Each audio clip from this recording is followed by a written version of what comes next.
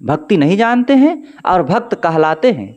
ये तो वैसे ही हुआ, तज अमृत विष कैलिन सारा, विष को ही सार मान करके उसको अपना लिए और अमृत को छोड़ दिए।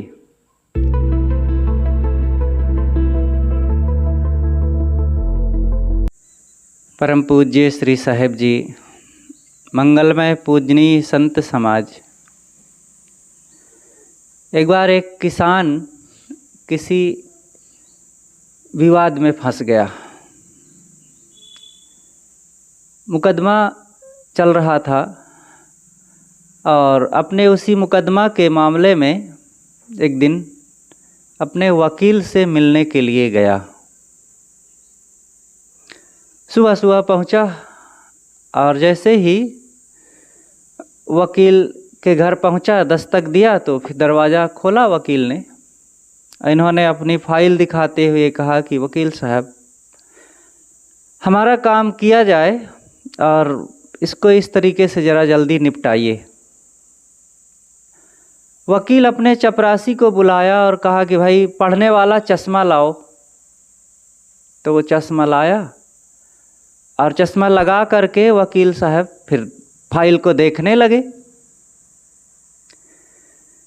देखे और फिर बता दिए कि ऐसे ऐसे करना है, हो जाएगा और ठीक है, और 100 रुपये फीस बनती है, लाओ 100 रुपये। अब वो किसान 100 रुपया दे करके आ गया।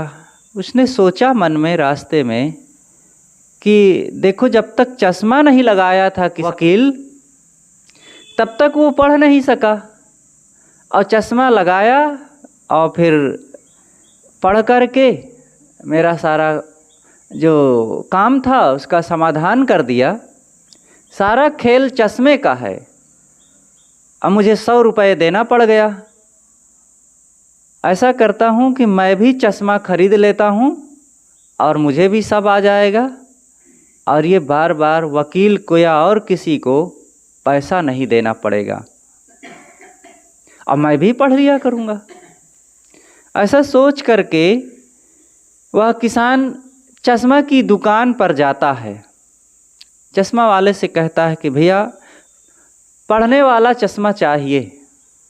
कहा ठीक है बाबा जी, बैठिए, हम देते हैं आपको पढ़ने वाला चश्मा। एक चश्मा लाया और उनकी आँखों में लगाया और पुस्तक सामने रखा। बाबा पढ़ना तो आ रहा है ना, देखिए पढ़ पा रहे हैं? कहे ना, नहीं पढ़ पा रहा हूँ। सोचा कि शायद पावर दूसरा आ गया। चश्मा बदला, दूसरा चश्मा उनके आँख पर लगाया। अब तो पढ़ ले रहे हैं? कहे नहीं, नहीं दिख रहा है। अच्छा, बड़ा मुश्किल है। फिर तीसरा चश्मा लाया, उसको भी रखा। कहा अब तो दिख रहा है, अब तो पढ़ ले रहे हैं? कि नहीं नहीं, अभी भी नहीं पढ़ने में आ रहा है। चौथा लाया, अच्छा से अच्छा, अच्छे पावर वाला और जिसमें आँखें एडजस्ट कर सके, वो चश्मा चौथी बार लाया। कहा अब तो पढ़ने में आ रहा है ना? कि नहीं, पढ़ने में नहीं आ रहा है, दिख नहीं रहा है। तो चश्मा वाला पूछता है, बाबा पढ़े लिखे हो कि नहीं? कहा पढ़ा लिखा होता तो तेरे दुकान में काहे को आता? पढ़ने वाला चश्मा ही तो लेने आया हूँ। अब सोचिए, अगर कोई व्यक्ति पढ़ा लिखा ना हो, केवल चश्मा लगा करके वो पढ़ लेना चाहे पुस्तक को, तो क्या वो पढ़ सकेगा? चश्मा तो केवल बाहर का साधन है, आँखों की रोशनी की वो पूर्ति करता है। आँखें देखने में सक्षम नहीं है, इसलिए वो चश्मा देखने में सहयोग करता है। लेकिन जो पढ़ने की शक्ति है वो तो भीतर है ना। अब अगर पढ़ने की शक्ति नहीं है, वो विद्या नहीं है, वो पूर्व का अभ्यास नहीं है, तो केवल चश्मा लगा लेने से कोई पढ़ नहीं सकता है। इसी प्रकार अगर हमारे जीवन में वो ज्ञान की कमाई नहीं है, सद्गुणों की कमाई नहीं है, कर्मों की कमाई नहीं है, तो केवल बाहर का चश्मा लगाकर, बाहर की सुविधाएं बटोर करके, बाहर का घर, गाड़ी और अनेक प्रकार की जो तमाम भौतिक उपलब्धियां हैं, इनको बटोर करके कोई सुखी नहीं हो सकता है, कोई सत्य का दर्शन नहीं कर सकता है। सत्य का दर्शन करना है तो हमें भीतर से वो शक्ति चाहिए। भीतर वाली शक्ति अगर आ गई है तब फिर सत्य मिलता है।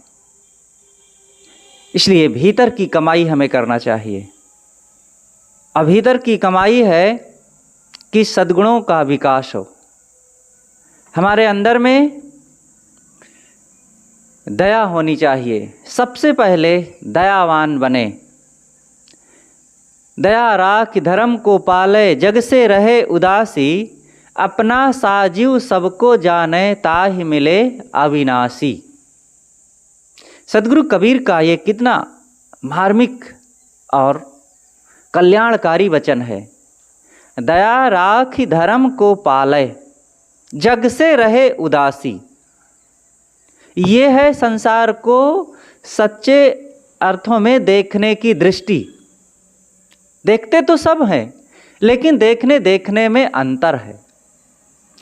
एक व्यक्ति संसार को देखता है तो राग रंग की भावना से देखता है, विलासिता की भावना से देखता है, भोग की भावना से देखता है। लेकिन एक दूसरा है, जब वो देखता है तो संसार को परिवर्तन की छाया के रूप में देखता है। हाँ, देखा प्रलय की छाही। सद्गुरु कबीर ने एक जगह कहा है बीजक में कि मैं इस संसार को प्रलय की छाया के रूप में देख रहा हूँ।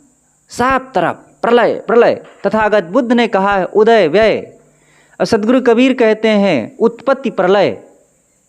उत्पत्ति प्रलय देव दिखाई, करहु राज सुख बिलसो जाई। ये उत्पत्ति प्रलय क्या है? बनना और बिगड़ना, जन्म और मृत्यु, मिलना और बिछुड़ना, संयोग और वियोग, आना और जाना, यही तो संसार में चल रहा है। सदा से यही राहट चक्र में यह जीव फंसा हुआ है। अब देख नहीं पाता है। अब संसार की इन्हीं क्षणिक चीज़ों के हानि में पेट पकड़ करके रोता है, और थोड़ी सी कुछ चीज़ें पा गई तो इतराता है। ये सत्य को ना देखना है। वो भीतर की दृष्टि ही नहीं है, भीतर में वो पढ़ने की शक्ति ही नहीं है। केवल बाहर का चश्मा लगा करके कोई दुखों को मिटा सकता है? नहीं हो सकता है ऐसा। भीतर की शक्ति हमें अर्जित करना चाहिए। तो सद्गुरु कहते हैं दया राख धर्म को पाले। धर्म अगर कुछ अपनाना चाहते हैं, धर्म के कुछ अंगों को जीवन में आचरित करना चाहते हैं, तो सबसे पहले दयावान बने। दया का मतलब प्राणियों पर दया। जो भी प्राणी हैं, कोई भी हो, जिन्हें दुख दर्द का एहसास होता है, वो मनुष्य से लेकर के चींटी तक, छोटे से छोटे प्राणी तक, कोई भी हो संसार में, समस्त प्राणी सब आत्मवत हैं, हमारे समान ही हैं। और इन सब के प्रति दया का भाव रखें। सबकी सेवा करने जाने की जरूरत नहीं है। किसी को कष्ट ना देना ही सबकी सेवा है। लोग तो अनेक प्रकार की सेवा करते हैं। गाय को चारा खिलाएंगे। राजस्थान में हमने देखा कि लोग बाजार जाएंगे, अपने खाने के लिए सब्जी ले आएंगे और गायों को खाने के लिए 2 मुट्ठी घास खरीद करके लाएंगे और बेचते भी रहते हैं वहाँ बाजार में। और सुबह सुबह गायें भी घूमती रहती हैं, उनको मिल जाता है। लोग अपने अपने दरवाजे पर 1 मुट्ठी चारा फेंक देंगे, वो खाएंगी।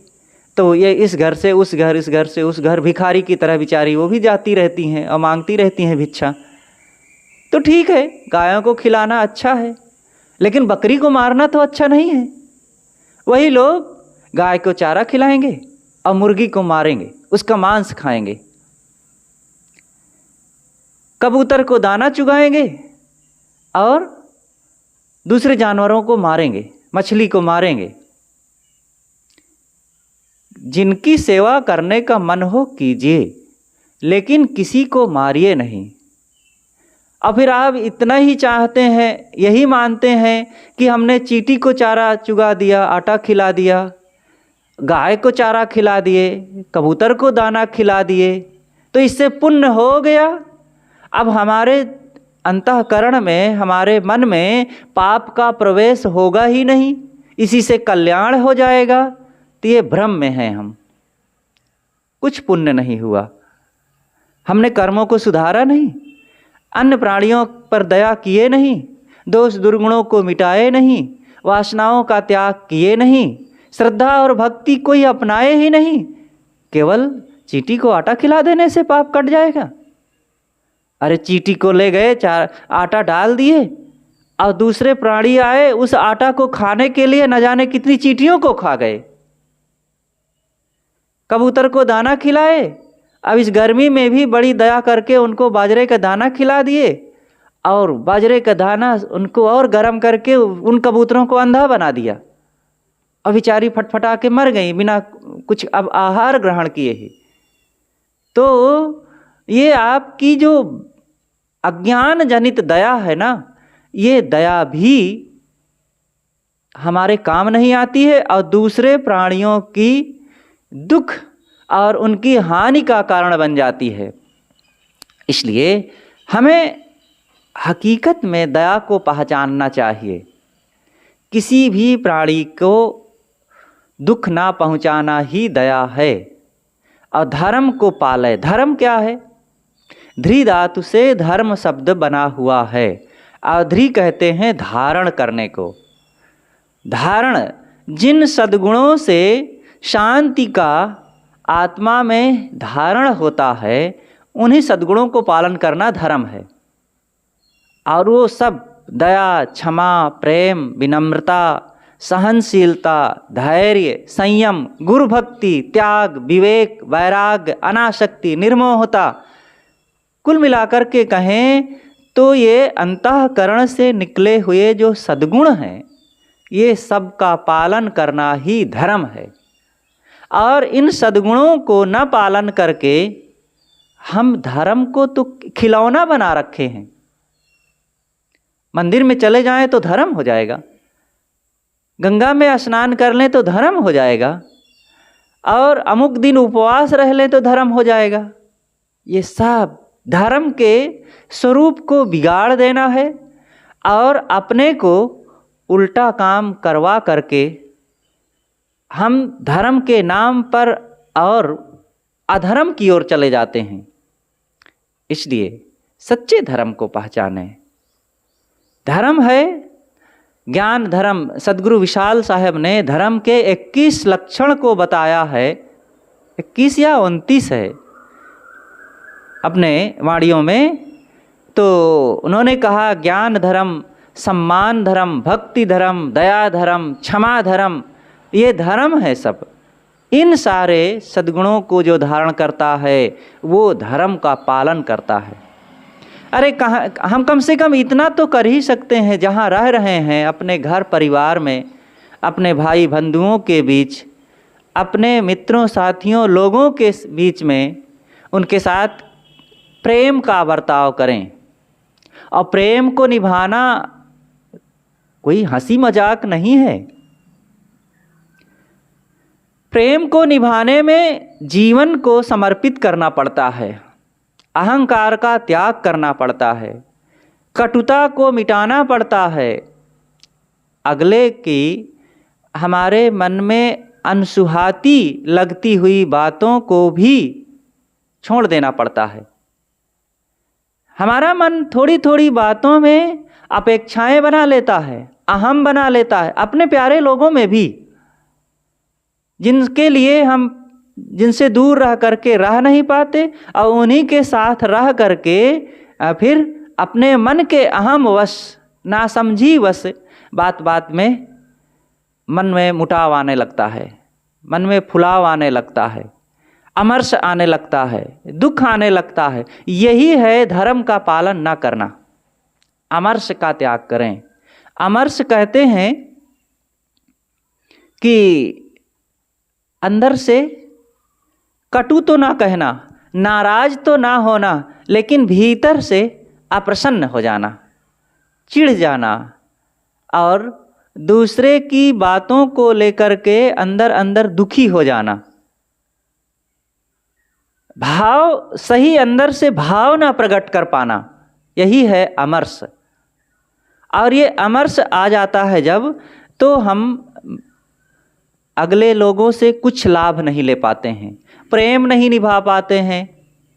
हमारी आँखों से जो दृष्टि निकलती है वह अगले को बता देती है कि हम उनको पसंद नहीं कर रहे हैं। और जब पसंद नहीं कर रहे हैं तो उस समय हमारी बातों से, हमारे उठने बैठने से, हमारे चलने फिरने से, हमारे खाने पीने से और अनेक क्रिया से फिर पता चल जाता है कि इनके मन में कुछ और चल रहा है। इसलिए मन देना पड़ता है साथियों में। ये बहुत बड़ा धर्म है। प्रेम निभाने के लिए सहनशील बनना पड़ता है। भक्ति धर्म है, भक्ति को अपनाएं। सद्गुरु कबीर ने भक्ति के स्वरूप को बहुत बताया है, बड़े मार्मिक ढंग से। सामान्य जो सहज सामान्य लोगों के लिए भक्ति, उन्होंने कहा देह हलाए भक्ति नहीं होई, स्वांग धरे नर बहुविधि जोई। ये तो बहुत सामान्य लोगों के लिए है कि क्या तुम ये देह हिला करके अभुआने सुसुआने के नाम पर भक्ति कर रहे हो। और सूक्ष्म भक्ति भी बताया है उन्होंने कि भक्ति न जाने भक्त कहावे, तज अमृत विष कैलिन सारा। आगे बढ़े ऐसे ही बूढ़े, तिन्हु न मानल कहा हमारा। भक्ति नहीं जानते हैं और भक्त कहलाते हैं। ये तो वैसे ही हुआ, तज अमृत विष कैलिन सारा। विष को ही सार मान करके उसको अपना लिए और अमृत को छोड़ दिए। विष क्या है? मन की तमाम मलिनताएं, यही विष है। और अमृत क्या है? अमृत है स्वरूप ज्ञान, स्वरूप बोध। जिनको स्वरूप ज्ञान का महत्व नहीं लगा, वे वो संसार की तमाम इन हल्की चीज़ों को ही अपनाने लग गए। अज्ञान, अंधविश्वास, आडंबर भरी बातों को ही बस पकड़े रह गए और माने रहेगी यही मेरे लिए अमृत है। लेकिन वो अमृत नहीं है। अमृत की वास्तविकता को जाने, जिससे अमृत स्वरूप जो आत्मा है उसका बोध हो जाए और उसी में ठहराव हो जाए, वही अमृत है। और वह है निष्कामता। साहब ने कहा है एक जगह, अमृत वस्तु जाने नहीं, मगन भया सब लोए। कहाँ ही कबीर कामो नहीं, जीव ही मरण न होए। अमृत वस्तु को तो जानते नहीं है, मगन है लोग इन भोगों में और इन क्षणिक प्राप्त प्राणी पदार्थों में ही। और इन प्राणी पदार्थों का ज़्यादा अस्तित्व नहीं है। इसलिए हम सही ढंग से धर्म को पहचानें। धर्म है आत्मा के वास्तविकता को समझना, और वो तब होगा जब हमारे द्वारा ग्रहण किया गया आहार सही हो जाएगा। कोई सरोवर हो, 5 रास्तों से उसमें पानी अनवरत आ रहा हो और हम चाहते हैं कि सरोवर को सुखा दे, कैसे सूखेगा? आने वाले पानी को तो पहले रोकना पड़ेगा, तब फिर उसके पानी को उलीच करके हम उसको सुखा सकते हैं। हमारा अंतःकरण एक सरोवर है। 5 रास्तों से इसमें पानी निरंतर आ रहा है, शब्द, स्पर्श, रूप, रस, गंध का। और बेतरतीब जैसे तैसे मलिन आ रहा है पानी। इच्छाओं, कामनाओं, वासनाओं, भोगों का, लोभ मोह का, क्रोध काम का, राग द्वेष का, ये सब पानी आ रहा है। अनेक ढंग से जो हम देख रहे हैं, खा रहे हैं, छू रहे हैं, सुन रहे हैं, स्पर्श कर रहे हैं, यही तो सब आ रहा है। और हम चाहते हैं कि हमारा अंतःकरण पवित्र हो जाए, हम निरंतर प्रसन्न रहें, हमारे अंदर चिंता भय शोक न आने पावे और हम सुखी रहें। कैसे हो सकेगा? सुखाना चाहते हैं अंतःकरण के उस सरोवर को, तो पहले हम बाहर से आने वाले पानी को रोकें, मतलब इंद्रियों के जो आहार हैं उसको रोकें। रोका तो नहीं जा सकता है। आँख से देखना बंद कर दें, ये संभव नहीं। कान से सुनना बंद कर दें, खाना बंद कर दें, कपड़ा का भी स्पर्श ना हो, कैसे संभव हो पाएगा? स्पर्श तो होगा। कहीं भी रहेंगे, लेटेंगे बिस्तर का स्पर्श होगा, पहनेंगे कपड़े का स्पर्श होगा, चलेंगे जमीन का स्पर्श होगा। स्पर्श का त्याग कैसे हो सकता है? इसी प्रकार कहीं भी रहेंगे, ये नाक में गंध आएगी, अच्छी और बुरी। ये बंधन नहीं है। बिस्तर का स्पर्श हो जाना ये बंधन नहीं है। लेकिन हाँ, बिस्तर में हमें ऐसे मखमली चाहिए, खाने का त्याग कर देना ये संभव नहीं, लेकिन खाने में ऐसा ही खाना चाहिए, ऐसे ही नमकीन, मिठाई, मुरब्बा, चटनी, अचार चाहिए। और सुनने का त्याग नहीं किया जा सकता है, लेकिन नहीं, मुझे ऐसे ही बाजा, ऐसे ही वाद्यमंत्र, ऐसे ही राग रंग भरी बातें सुनना है, तो ये सब बंधन है। इसीलिए हमारे ऋषि कहते हैं, आहार शुद्धो सत्व शुद्धि, सत्व शुद्धो ध्रुवा स्मृति ही, स्मृति लंबे सर्वग्रंथि नाम विप्रमोक्षः। आहार के शुद्ध होने से सत्व शुद्ध हो जाता है। सत्व कहते हैं अंतःकरण को। अंतःकरण, जब आहार हमारे इंद्रियों द्वारा ग्रहण किया गया, पंच विषयों का आहार शुद्ध हो गया, मतलब निष्काम भाव से। मैंने पहले ही कहा कि ये निष्कामता अमृत है। तो इन इंद्रियों से ग्रहण किए जाने वाले समस्त भोग शुद्ध हो जाएं, त्याग नहीं हो सकता। जब तक जीवन है, प्रारब्ध है, इंद्रियों के भोगों को ग्रहण करना पड़ेगा। इसीलिए सदगुरु कबीर ने कहा है, भोग में योग सिखावे। यही है, इंद्रियों के भोगों को निष्कामता पूर्वक निर्वाहार्थ ग्रहण करना पड़ेगा। लेकिन निष्काम भाव से जब ग्रहण करेंगे तो ये योग बन जाएगा। ग्रहण करना भोग है, पंच विषयों का उपयोग ये भोग है, और निष्काम होकर के ग्रहण करना ये योग है। और यही है आहार शुद्ध होना। आहार जब शुद्ध हो गया तो अंतःकरण शुद्ध हो जाता है।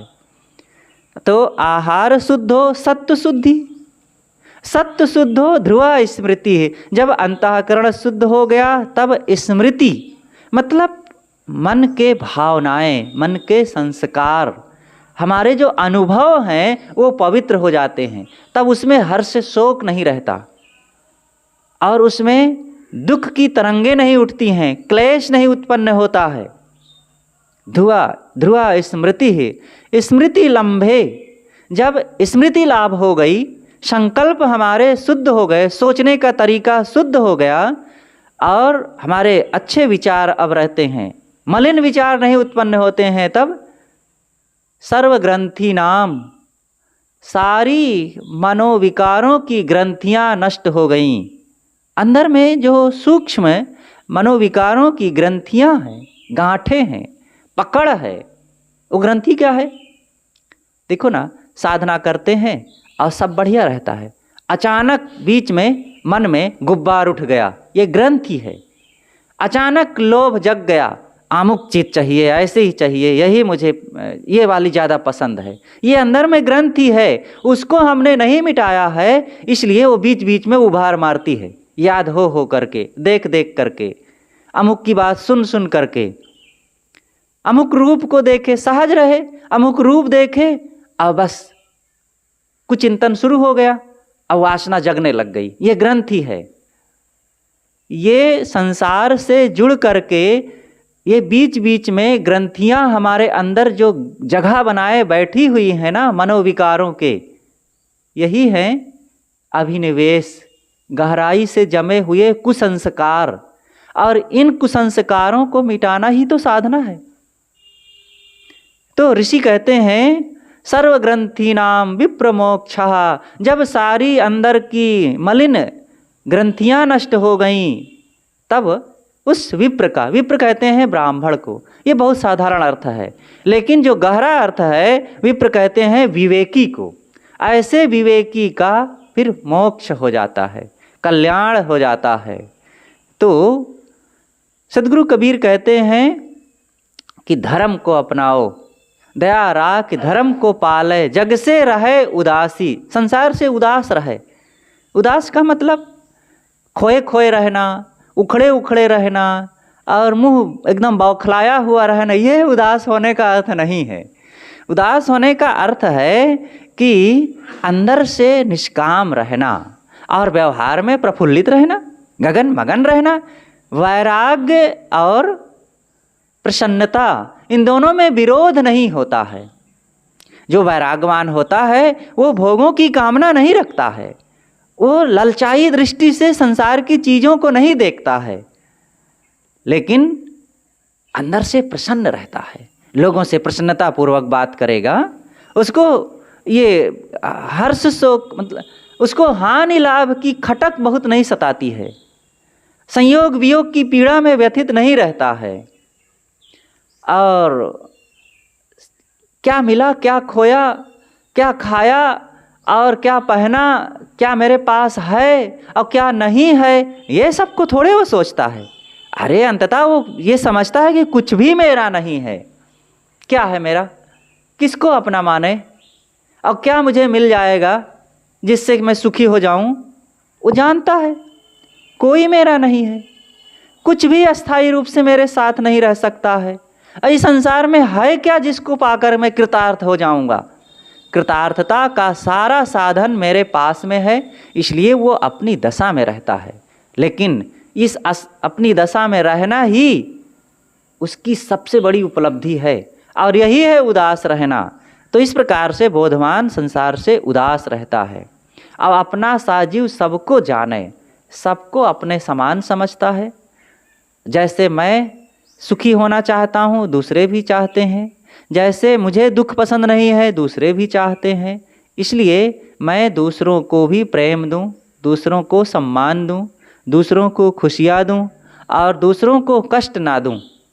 और जो अपने को कष्ट नहीं देता, जो अपने से स्वयं को सम्मानित करता है और फिर वो दूसरे को दुख नहीं देता, दूसरे को कष्ट नहीं देता। इसलिए हम अपने आप को पहचानें। स्वरूप का ज्ञान सारे सद्गुणों को अपनाने का मूल आधार है और स्वरूप का अज्ञान सारे दुर्गुणों में भटकने का साधन है। इसलिए हर नर नारी को आत्मज्ञान प्राप्त करना चाहिए और आत्मज्ञान सत्संग से होता है। सत्संग में जा कर के हमें सद्गुणों को ग्रहण करने, मन इंद्रियों पर विजय पाने, भक्ति और बोध को प्राप्त करने के वो साधन हैं। इसलिए विवेकवान सच्चे साधक संतों और गुरुजनों का सानिध्य प्राप्त करके उनके सत्संग से लाभान्वित होकर के अपने जीवन को कृतार्थ करना चाहिए। तो मैंने थोड़ी सी कुछ चर्चा किया कि अंदर में वो शक्ति होनी चाहिए। जैसे वो किसान पढ़ा नहीं था, स्कूल कभी गया नहीं था, केवल देख करके चश्मा लगा करके वो पुस्तक पढ़ना चाहा तो नहीं पढ़ सका, पढ़ ही नहीं सकता है। इसी प्रकार कोई साधना नहीं करेगा, सद्गुणों की कमाई नहीं करेगा और दूसरों को सुखी देख करके वो ऊपर से सुख का ठाट बाट बनाना चाहेगा, चीज़ों से सुख को ओढ़ना चाहेगा, तो कैसे ओढ़ पाएगा, कैसे सुखी हो पाएगा। ये तो सुई को रुई से ढांकने की तरह है। सुई को हम रुई के फौहे से दबाना चाहें तो निकल के बाहर आएगी और हाथ में गड़ेगी। इसी तरह संसार के भोगों से अपने दुखों को मिटाना चाहेंगे तो वो आज नहीं तो कल प्रकट होके बाहर आएंगे और स्वभाव बाहर आ करके बता देगा कि तुम वही लोभी लंपट हो, तुम वही क्रोधी इच्छा कामना वाले हो और इससे दुख नहीं मिट सकता है। इसलिए हम लोग भीतर की वो कमाई करें जिससे आत्म शांति, आत्मबोध, आत्म कल्याण हो और पूरी तरह से दुखों की जड़ खुद जाए। बस बोलिए सद्गुरुदेव की जय।